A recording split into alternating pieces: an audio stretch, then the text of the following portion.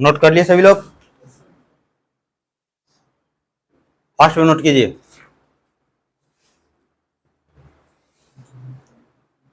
यहां पर हम संविधान संशोधन विधेयक के बारे में जानेंगे। हमने इससे पहले जो साधारण विधेयक, धन विधेयक और वित्त विधेयक पढ़ लिया है, उसके बाद संविधान संशोधन विधेयक के बारे में यहाँ पर पढ़ेंगे। ठीक है, अब इस संविधान संशोधन विधेयक में देखेंगे कि क्या कहा गया है। सुनिएगा सही से। सबसे पहले सबसे बात ये कहा गया कि संविधान संशोधन विधेयक जो है, संविधान संशोधन विधेयक वह हमारे भारतीय संविधान के अनुच्छेद 368 में ये वर्णन देता है कि भारत में भारत सरकार संविधान के संशोधन कर सकते हैं। यानी संसद को ये शक्ति प्राप्त है कि वह अनुच्छेद 368 के तहत संविधान में किसी प्रकार का संशोधन कर सकते हैं। संसद को इतना भी राइट है कि भारतीय संविधान को पूर्ण रूप से वह बदल सकता है, बशर्ते कि इसमें किसी प्रकार के इसके मूल ढांचे पर परिवर्तन नहीं होनी चाहिए। अगर यानी हमारा संविधान ही अधिकार देता है संसद को, हमारा संविधान ही अधिकार देता है संसद को कि संसद संविधान को बदल सकता है। लेकिन संसद जो को ये जो अधिकार, संसद जो ये अधिकार यानी संविधान जो अधिकार देता है संसद को कि संविधान को पूर्ण रूप से वह बदल सकता है, तो लेकिन बदलेगा तो इसमें मूल ढांचा परिवर्तन नहीं होनी चाहिए।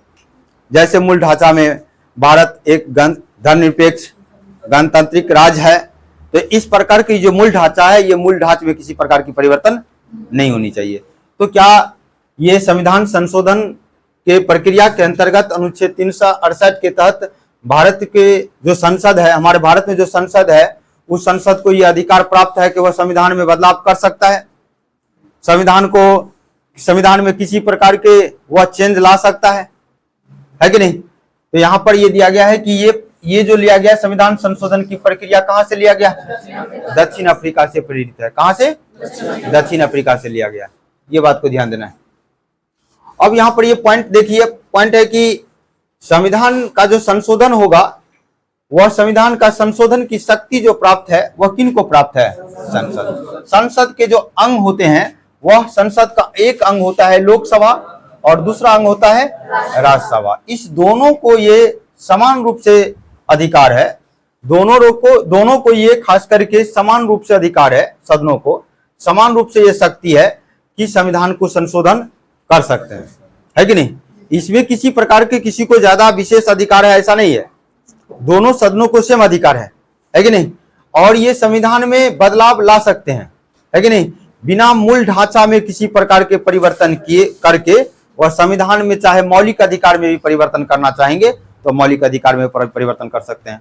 अगर प्रस्तावना में भी परिवर्तन करना चाहेंगे तो उसमें भी परिवर्तन कर सकते हैं। जैसे कि प्रस्तावना में एक बार 42वां संशोधन के द्वारा परिवर्तन किया गया, उसमें समाजवादी और पंथ निरपेक्ष और अखंडता शब्द को जोड़ा गया, जो ये शब्द जो है संविधान का मूल ढांचा बन गया, है कि नहीं?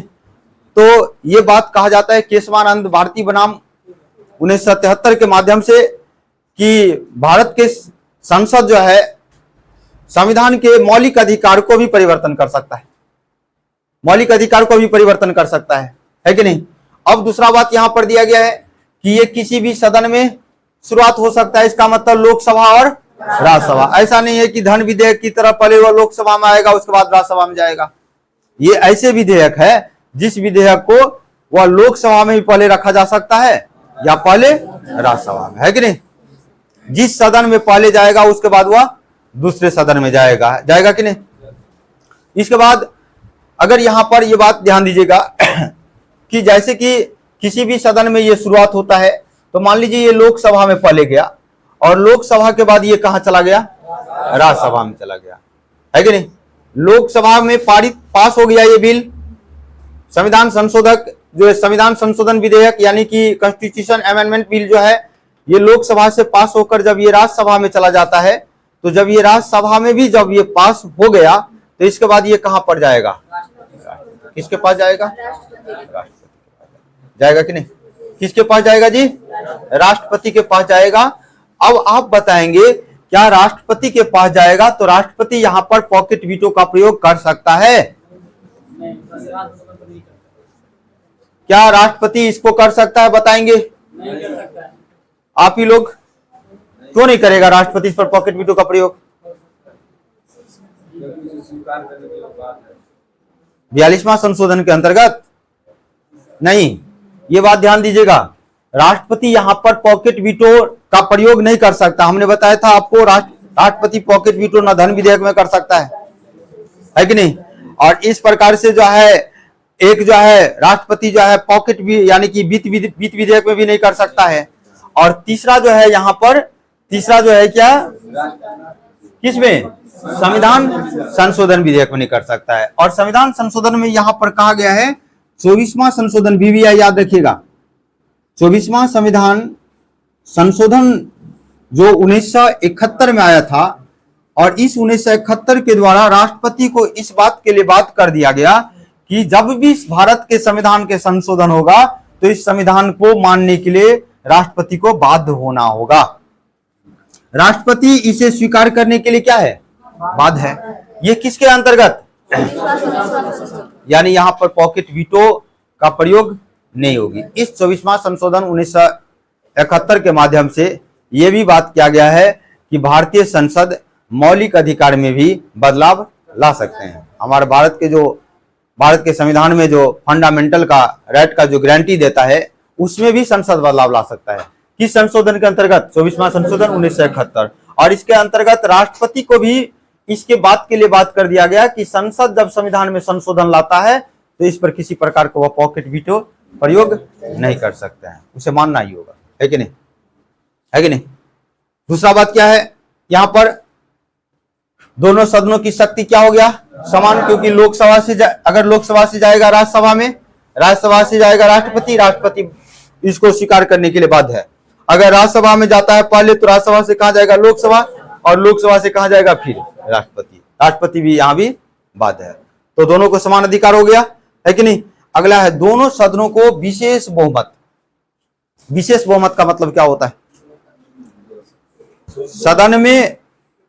सदन में जो उपस्थित सदस्य होते हैं उस उपस्थित सदस्य के 2/3 बहुमत से अगर वह पास कर जाएगा तो इसका मतलब है विशेष बहुमत है। तो अब ये 2/3 बहुमत जो कंडीशन है, मेजोरिटी वाला जो कंडीशन है, ये किस आधार पर होगा। जैसे कि मान लीजिए संसद का टोटल सीट कितना होता है, 543। सत्ता में 50% प्लस 1 करेंगे तो ये लगभग कितना सीट आता है, 272, है कि नहीं, 272। अगर मान लीजिए कि संसद में सदस्य की संख्या उपस्थित कम हो और उसका 2/3 जब करें, उसका 2/3 करें, यानी कि उस संसद के सदन में चाहे लोकसभा हो या राज्यसभा हो, और उस सदन में मान लीजिए कि विशेष बहुमत लगाया गया उपस्थित सदस्यों पर, तो उस कंडीशन में विशेष बहुमत जब लगाया गया तो विशेष बहुमत अगर 272 से कम हो गया सीट, जितना सदस्य उपस्थित होगा उसका 2/3, अगर 272 से ये कम हो गया तो क्या संविधान संशोधन विधेयक पास होगा। वहां पर 2/3 वोट का पास हुआ है, लेकिन इसे विशेष बहुमत माना जाएगा।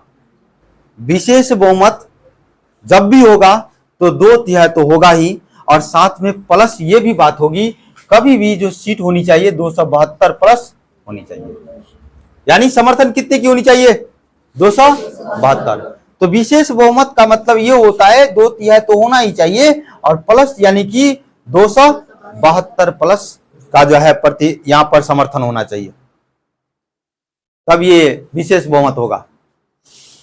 समझे कि नहीं समझे। तो इस प्रकार से संविधान संशोधन में ये शक्ति आपने देखा। हमारे संविधान में अनुच्छेद 368 के तहत संसद को यह शक्ति है कि वह संविधान में बदलाव ला सकते हैं, संविधान में बदलाव ला सकते हैं, जो कि दक्षिण अफ्रीका के संविधान से ये प्रेरित है, दक्षिण अफ्रीका के देश से क्या है, प्रेरित है। और ये संविधान संशोधन बिल जो होगा संसद को वह किसी भी सदन में लाया जाएगा, लोकसभा या राज्यसभा, और इस विधेयक पर दोनों सदनों को समान रूप से शक्ति प्राप्त है। दोनों को क्या है, समान रूप से शक्ति प्राप्त है कि नहीं। अगर मंत्री उस बिल को पेश करेंगे तो उसे क्या कहा जाएगा, पब्लिक बिल, सरकारी विधेयक। अगर गैर मंत्री पेश करेंगे तो इसका मतलब क्या होगा, ये प्राइवेट विल। तो इसका मतलब यह है कि संविधान संशोधन विधेयक जो है ये एक ऐसे विधेयक है जो सरकारी भी हो सकता है, गैर सरकारी भी हो सकता है कि नहीं। लेकिन धन विधेयक में वह जो बिल होता था, वह धन विधेयक क्या होता था, केवल सरकारी होता था। केवल क्या होता था, सरकारी होता था। पब्लिक बिल हुआ करता था। यहां पर ये पब्लिक और प्राइवेट बिल दोनों हो सकता है कि नहीं। यहां पर देखिए एक सरकारी है और एक क्या है, गैर सरकारी है कि नहीं, है कि नहीं। दोनों सदनों की शक्ति क्या है, बराबर, और राष्ट्रपति इसे स्वीकार करने के लिए बाध्य है कि नहीं। राष्ट्रपति इसे स्वीकार करने के लिए क्या है, बाध्य है कि नहीं। तो राष्ट्रपति क्यों से बाध्य है, 24वां संशोधन 1971 के तहत राष्ट्रपति को संवैधानिक संशोधन जैसे विधेयक को मानने के लिए, उसे स्वीकार करने के लिए इसे बाध्य कर दिया गया। इस पर किसी प्रकार के पॉकेट वीटो का प्रयोग नहीं कर सकते हैं। तीसरा पॉइंट क्या है, दोनों सदनों का विशेष बहुमत से। विशेष बहुमत का मतलब 2/3 भी होनी चाहिए और उसमें सदन में उपस्थित सदस्य जो होना चाहिए वह 272 प्लस उपस्थित सदस्य, यानी कि वोटिंग जो होगा, उपस्थित सदस्यों का जो वोटिंग होगा, उस वोटिंग में जो पास होगा वह 272 प्लस से मेजोरिटी होनी चाहिए। 272 प्लस से मेजोरिटी होनी चाहिए, उसके बाद ये पास करेगा, नहीं तो 50 कैसे, 50 रहेगा तब तो वैसे भी गणपूर्ति नहीं है। 543 सीट है कि नहीं, 543 सीट है, इसका 10% करेंगे तो 54 55 आएगा। सदन की कार्यवाही चलने के लिए कम से कम सदन में उपस्थित सदस्य कितना होनी चाहिए, 55। आप 50 तो रख ही नहीं सकते, 50 आएगा वहां पर बैठक भी नहीं होगा। अब इस क्लास में मान लीजिए 5 ही लड़का आ जाएगा, आप स्टूडेंट मिलाकर 5, तो उस दिन हम क्लास क्यों लेंगे, नहीं लेंगे। हमारा भी एक पैमाना है कि भाई कम से कम इस बच्चा में इतना बच्चा तो आना चाहिए जो हम क्लास ले पाएंगे, है कि नहीं। क्योंकि 5 बच्चा को तो नहीं पढ़ाने वाले टीचर हम है कि नहीं। कुछ बहुत सारे टीचर ऐसे होते हैं जो 5 बच्चा को पढ़ाते हैं, लेकिन हम 5 बच्चा को पढ़ाने वाले टीचर तो नहीं है। ध्यान दीजिएगा। तो आप जो कह रहे हैं, तो ये हम कह रहे हैं कि जितना भी सदन में सदस्य में उपस्थित होगा ना, उसमें जो वोटिंग होगा मेजोरिटी के लिए कि संविधान संशोधन विधेयक के पास के लिए मेजोरिटी तैयार किया जाएगा, वह कभी भी 2/3 ऐसा 2/3 वोट होना चाहिए जो 2/3 निकल के 272 प्लस होना चाहिए। 272 से कम होगा तो वह बिल पास नहीं करेगा, चाहे 2/3 से पास क्यों नहीं हो जाए, है कि नहीं। तो ये हो गया आपका। अब अगला पॉइंट देखेंगे संविधान संशोधन में क्या होता है। 368 के बाद मेजोरिटी जो होते हैं, इसमें दिया गया क्या चीज, विशेष बहुमत, है कि नहीं। यहां पर बार बार मैं फोकस किया हूं कि क्या चीज, विशेष बहुमत, 272 प्लस।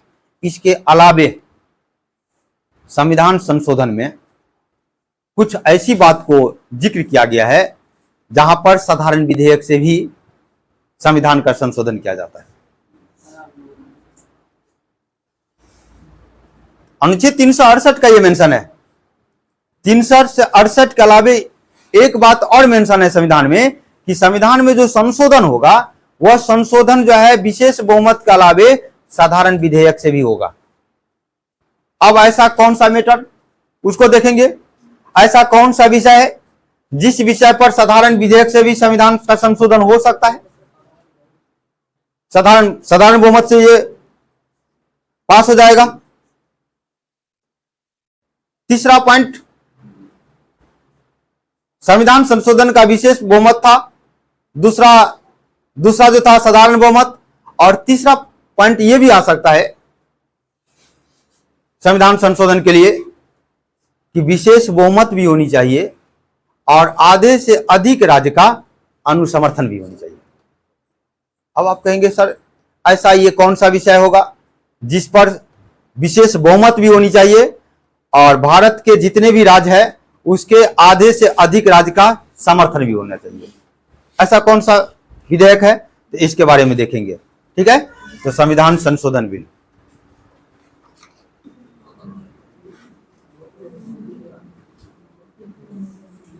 संशोधन बिल, संविधान संशोधन विधेयक कर सकते हैं, इसको विधेयक लिख दें।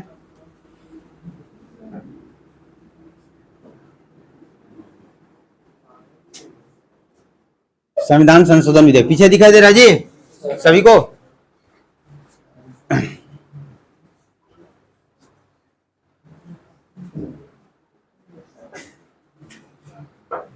पहले मैंने बताया ये बात कौन सा होगा, एक होगा साधारण विधेयक, एक होगा साधारण विधेयक, दूसरा होगा विशेष बहुमत,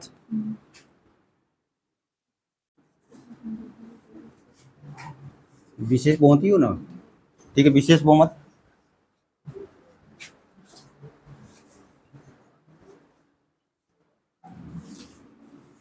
विशेष बहुमत और आधे से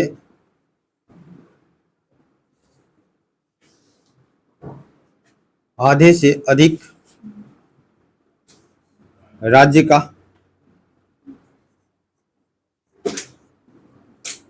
समर्थन। अब ये पॉइंट को भी समझना है, ये समर्थन कैसा समर्थन होगा, समर्थन यहां पर कैसा समर्थन होगा, ये भी पॉइंट को देखेंगे, ठीक है। फिर तीसरा जो होगा, यहां पर तीसरा जो होगा वह कौन सा होगा, तीसरा जो होगा वह आपका होगा विशेष, कौन सा होगा, विशेष बहुमत। कौन सा होगा, विशेष बहुमत। सभी लोग सही से सुनिएगा, है कि नहीं, विशेष बहुमत होगा।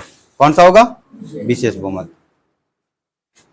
इसमें कौन कौन सा किया जाएगा साधारण बहुमत में, आर्टिकल 2, आर्टिकल 3, आर्टिकल 3, है कि नहीं।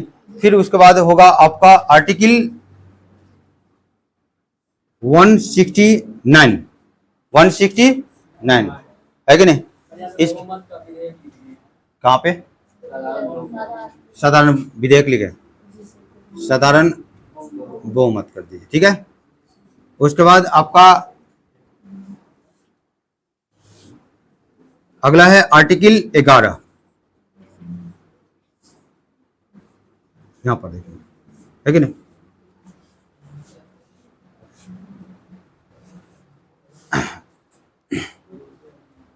मैंने संविधान संशोधन के बारे में बताया। इस संविधान संशोधन जो होगा, तो इस संशोधन के लिए विशेष बहुमत होनी चाहिए, और विशेष बहुमत के कंडीशन में मैंने संसद का क्या अधिकार होता है, संसद के दोनों सदनों का क्या शक्ति है, राष्ट्रपति इस विधेयक पर, संविधान संशोधन जैसे विधेयक पर क्या पॉकेट वीटो का प्रयोग कर सकते हैं या नहीं कर सकते हैं, इन सभी चीज को देखा आपने, है कि नहीं।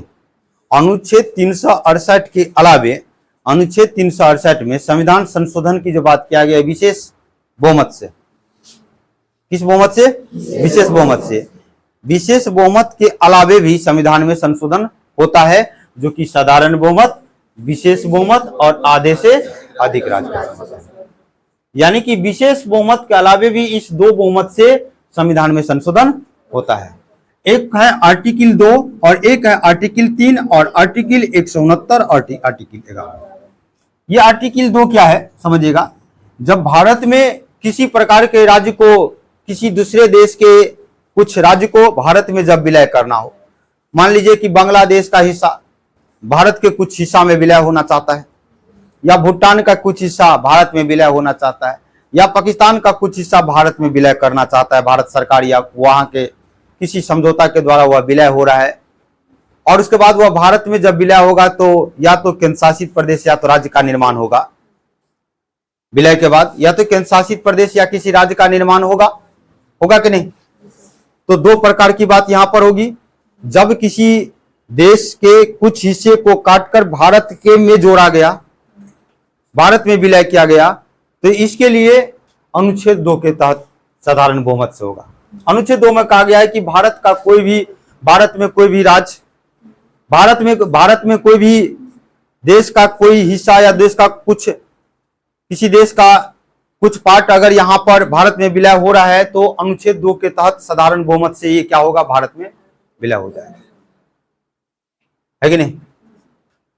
यहां पर आर्टिकल 3 क्या कह रहा है कि भारत का कोई भी राज्य है, उस राज्य के नाम में परिवर्तन करना हो, उसके राज्य के क्षेत्र में परिवर्तन करना हो, उस राज्य के परिसीमा में परिवर्तन करना हो, तो अनुच्छेद में जो इस 3 परिवर्तन 4 परिवर्तन जो दिया गया है, वह एक तो नाम का परिवर्तन, परिसीमा की परिवर्तन जो ये दिया गया है, तो ये जो परिवर्तन होगा वह किस बहुमत से होगा? साधारण बहुमत से होगा संविधान में, है कि नहीं? जैसे मान लीजिए बिहार को काट कर जो है उसे एक राज्य और बना दिया गया और वह मिथिलांचल राज्य बन गया, तो बिहार को क्या होगा? वहां पर परिसीमन होगा कि नहीं? तो इस कंडीशन में जब बिहार का यानी कि राज्य में परिसीमन करना, उसके नाम को राज्य का नाम बदलना, जैसे कि उड़ीसा का नाम बदल के ओडिशा कर दिया गया, है कि नहीं? इसी प्रकार से कई राज्य का नाम बदल के अलग नाम रख दिया जाता है, तो ये अनुच्छेद 3 के तहत होगा, जो कि संविधान में संशोधन करना होगा। और इसके लिए संविधान में जो संशोधन होगा वो किस बहुमत से होगा? अनुच्छेद 169 क्या कहता है? किसी भी राज्य के, कोई भी राज्य है तो उस राज्य में विधान परिषद होगा या नहीं होगा, या उस राज्य में विधान परिषद को गठन करना है या विधान परिषद को खत्म करना है, या फिर उस राज्य में विधान परिषद के सीटों को संख्या बढ़ाना है। जैसे यूपी का 31 सीट है तो 31 से बढ़ा के उसे 40 कर दिया जाए। बिहार का विधान परिषद में कितना सीट है? 16 से बढ़ा के इसको 18 कर दिया जाए। इस प्रकार के जो काम होंगे वो किस अनुच्छेद के अंतर्गत होंगे? और इसके लिए संविधान में संशोधन करना पड़ेगा, और किस बहुमत से करना होगा? समझ गए बात को? यहां पर अब अगला पॉइंट है अनुच्छेद 169 आपने देख लिया। उसके बाद जो है किसी राज्य में विधान परिषद है, जैसे बिहार में विधान परिषद है, और विधान परिषद को खत्म करना है राज्य से, तो उसके लिए जो संसद करेंगे वो किस बहुमत से करेंगे? लेकिन उसमें कुछ और भी राज्य का भी कुछ बहुमत वहां पर पारित करना पड़ता है। 100 उसमें यानी कि किसी राज्य के विधान परिषद को खत्म करना हो या किसी राज्य में विधान परिषद लाना हो, ऐसे मैटर में। अगला क्या है? 11 नागरिकता का यहां पर समाप्ति की बात होगी। जब किसी व्यक्ति की नागरिकता की समाप्ति की बात किया जाएगा तो समाप्ति किस आधार पर होगा? तो संविधान संशोधन विधेयक का जो संविधान संशोधन का जो विधेयक का प्रक्रिया है उसमें जो साधारण बहुमत होगी, इसी बहुमत से व्यक्ति की नागरिकता समाप्त हो सकता है। तो इस काम के लिए किसी प्रकार के कोई विशेष बहुमत की जरूरत नहीं है। अब मान लीजिए कोई दूसरे देश के कुछ प्रांत या कुछ एरिया हमारे भारत में विलय होना चाहता है, तो खुशी की बात है ना। उसको विलय करने के लिए इतना भारी कठिन समस्या 2/3 बहुमत क्यों लाएंगे? सब राज्य से क्यों पूछेंगे? जल्दी से जल्दी विलय करो और साधारण बहुमत से कर दो। तो अनुच्छेद 2, 3 आपको पूछ सकता है, भारत में जब संविधान संशोधन होगा तो इस संविधान संशोधन में साधारण बहुमत का जो प्रयोग किया जाता है वह किस अनुच्छेद के अंतर्गत, किस अनुच्छेद में किया जाता है, किस अनुच्छेद के बदलाव में? तो आर्टिकल 2, आर्टिकल 3, अनुच्छेद 169 और आपका है कि नहीं। अब विशेष बहुमत क्या है? विशेष बहुमत और आधे से अधिक राज्य का समर्थन, ये क्या होता है? इस बात को समझिएगा। विशेष बहुमत और आधे से अधिक राज्य क्या होगा, तो इसमें क्या क्या होगा ध्यान दीजिएगा। जैसे कोई भी इसका नेचर दिखाई दे, संघात्मक व्यवस्था को प्रभावित करता हो, संघात्मक व्यवस्था को प्रभावित करता हो, तो इस कंडीशन में ऐसा कोई ध्यान दीजिएगा, ऐसा किसी संविधान में कुछ तथ्य को बदलाव करना है, जिस तथ्य को बदलाव करने पर यह पता चलता है कि यह संघात्मक विषय से जुड़ा हुआ मामला है, तो इस संघात्मक विषय से जुड़े हुए मामलों पर संविधान में जो संशोधन होगा वह एक तो संसद के विशेष बहुमत और आधे से अधिक राज्य का समर्थन। अब ये समर्थन जो राज्य देगा वह किस मत से देगा? साधारण बहुमत की विशेष बहुमत? नहीं, यहां पर साधारण होगा।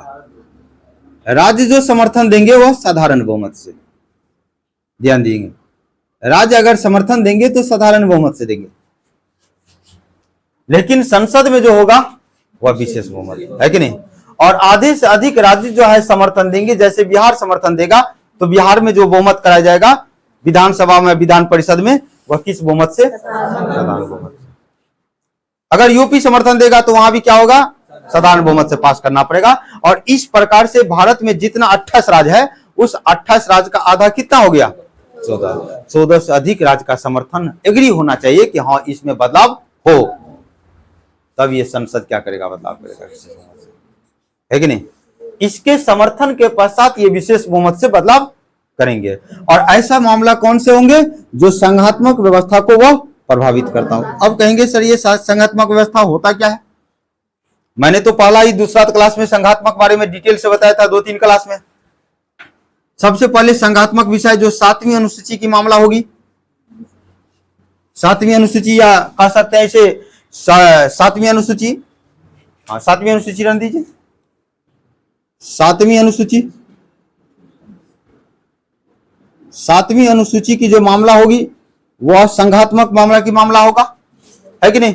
दूसरा जो होगा सर्वोच्च न्यायालय और उच्च न्यायालय में किसी प्रकार के न्यायाधीश के में संख्या में बदलाव करना हो, कुछ भी करना हो। सर्वोच्च संख्या में तो संसद का पावर होता है।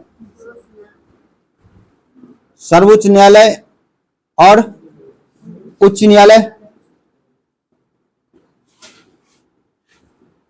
सर्वोच्च न्यायालय उच्च न्यायालय में तो संसद के यानी कि उस न्यायाधीश के बढ़ाने की संख्या जो है तो संसद की शक्ति है। बाकी इसके जो कुछ और ढांचे हैं जिसमें किसी प्रकार की बदलाव करना होगा, तो इसके लिए कौन से? विशेष बहुमत और आधे से अधिक राज्य का समर्थन होगा। ना होगा कि नहीं होगा? आधे से अधिक राज्य का समर्थन होगा। उसके बाद अगर किसी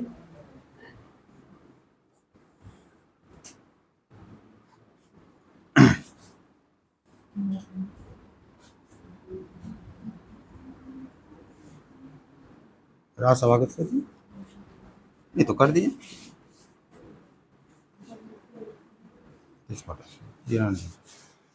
उसके बाद अगला है केंद्र और राज्य के बीच संबंध। कौन सा राज्य संबंध? केंद्र और राज्य के संबंध। केंद्र और राज्य का संबंध, केंद्र और राज्य का संबंध। तीसरा पॉइंट क्या होगा?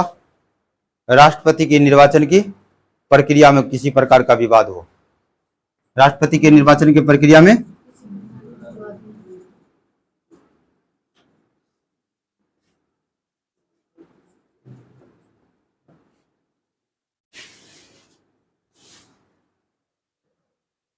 समझ बात को? इतने मामला जो जुड़ा होगा वह संघात्मक मामला है, और इस मामले में किसी प्रकार के संवैधानिक संशोधन करना होगा तो इसलिए विशेष बहुमत होगा। ठीक है। अब इस दो मामले को छोड़कर बाकी किसी प्रकार के संविधान संशोधन होगा तो किस बहुमत से होगा?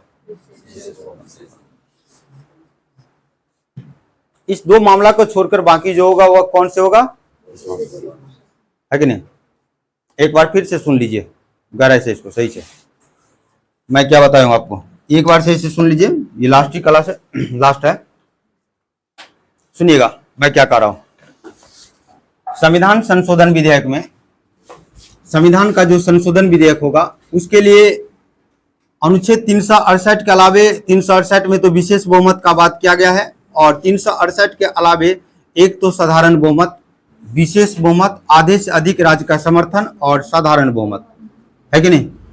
और एक है आपका विशेष बहुमत। देखिए अनुच्छेद 2 एक साधारण बहुमत जो होगा, ध्यान दीजिएगा, साधारण बहुमत से ऐसे विषय पर, साधारण बहुमत से ऐसे विषय पर संवैधानिक संशोधन होगा जो अनुच्छेद 2 और अनुच्छेद 3 और अनुच्छेद 169 और अनुच्छेद, ये अगर मामला जुड़ा हो इस विषय, यानी अनुच्छेद 2 का विषय, अनुच्छेद 3 का विषय, अनुच्छेद 169 और अनुच्छेद 11 में जो बात कहा गया है उसमें किसी प्रकार की बदलाव होगी तो उसके लिए कौन सा होगा?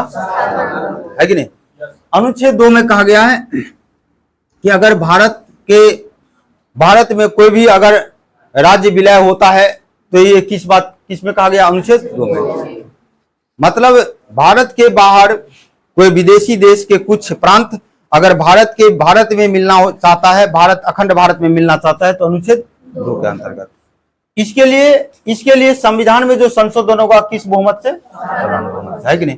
अनुच्छेद 3 में इस बात का मेंशन किया गया है कि भारत के राज्य के नाम का परिवर्तन करना हो, उसके सीमाओं में परिवर्तन करना हो, उसके परिसीमा में परिवर्तन करना हो, तो ऐसे मामला में जब भी परिवर्तन करना हो तो उसके लिए संसद जो करेंगे, लोकसभा और राज्यसभा, वह किस बहुमत से करेंगे? साधारण बहुमत से करेंगे। अनुच्छेद 169 में कहा गया है, जिस किसी भी राज्य में विधान परिषद है, अगर उस राज्य का विधान परिषद को खत्म करना है, उस राज्य के विधान परिषद को खत्म करना है, या जिस किसी राज्य में विधान परिषद नहीं है उस राज्य में विधान परिषद को लाना है, तो उसके लिए संसद क्या करेंगे? साधारण बहुमत से। कौन से बहुमत से करेंगे? साधारण बहुमत से करेंगे। करेंगे कि नहीं? ये बात कहा गया। और आर्टिकल 11 में क्या क्या है? अनुच्छेद 11 में ध्यान दीजिएगा कि जब नागरिकता की समाप्ति की जो बात होगी, तो नागरिकता की जो समाप्ति होगी तो समाप्ति संबंधी जो प्रक्रिया होगा वह किस बहुमत से गुजरेगा? साधारण बहुमत से, है कि नहीं? अब अगला है विशेष बहुमत प्लस आधे से अधिक राज्य का समर्थन, है कि नहीं? और ये जो एक विशेष बहुमत है, ये काफी जटिल है। विशेष बहुमत और इसके बाद जो है आधे से अधिक राज्य का समर्थन भी चाहिए, तो इसका मतलब ये राज्य का समर्थन के बाद होगा, तो इसका मतलब ये संघ की मामला होगी। भारत है क्या? भारत राज्यों से मिलकर एक संघ बना है, भारत राज्यों का संघ है, तो संघात्मक मामला जो होगा वह राज्य के समर्थन से ही होगा। किससे समर्थन से होगा? राज्य के समर्थन से। तो 7वीं अनुसूची का जो विषय होती है वह संघात्मक विषय की विषय है कि नहीं? केंद्र और राज्य के बीच जो संबंध होती है वह 7वीं अनुसूची का विषय है कि नहीं? ये संघात्मक मामला है। सर्वोच्च न्यायालय और उच्च न्यायालय में किसी प्रकार की परिवर्तन करना होगा तो ये संघात्मक मामला है। किसकी मामला है? संघात्मक मामला है। तो इसमें किसी प्रकार की परिवर्तन करना होगा तो इसमें जो संविधान संशोधन होगा तो विशेष बहुमत प्लस आधे से अधिक राज्य का समर्थन। और इसके बाद केंद्र और राज्य के बीच किसी प्रकार का संबंध होगा, केंद्र और राज्य के बीच किसी प्रकार का कोई संबंध हो, कोई विवाद हो, तो इस विवाद के लेकर जो है क्या होगा? विशेष बहुमत प्लस आधे से अधिक राज्य का समर्थन होगा। उसके बाद वह उसमें संविधान का संशोधन होगा। और साथ ही साथ क्या है यहाँ पर? राष्ट्रपति का निर्वाचन की प्रक्रिया, है कि नहीं? क्योंकि राष्ट्रपति के निर्वाचन की प्रक्रिया में लोकसभा राज्यसभा के साथ साथ विधानसभा के निर्वाचित सदस्य भी भाग लेते हैं, इसीलिए इसमें किसी प्रकार के विवाद होगी निर्वाचन में। और इस विवाद जिस मैटर पर हो और उस मैटर को खत्म करने के लिए या कुछ उसमें चेंजिंग लाने के लिए संसद के द्वारा संविधान संशोधन करना चाहता है, तो इस संशोधन में संविधान को किस रास्ते से गुजरना होगा? तो विशेष बहुमत और आधे से अधिक राज्य का, और इसमें जो राज्य समर्थन देंगे वह साधारण बहुमत से देंगे कि विशेष बहुमत से देंगे? है कि नहीं? तो इतने मामला को छोड़कर जिस मामले पर संसद संविधान संशोधन करना चाहेगा उसके लिए कौन सा बहुमत पारित करना होगा? खत्म हो गया, है कि नहीं? ये आपका विशेष बहुमत से इसका ये था संविधान संशोधन विधेयक।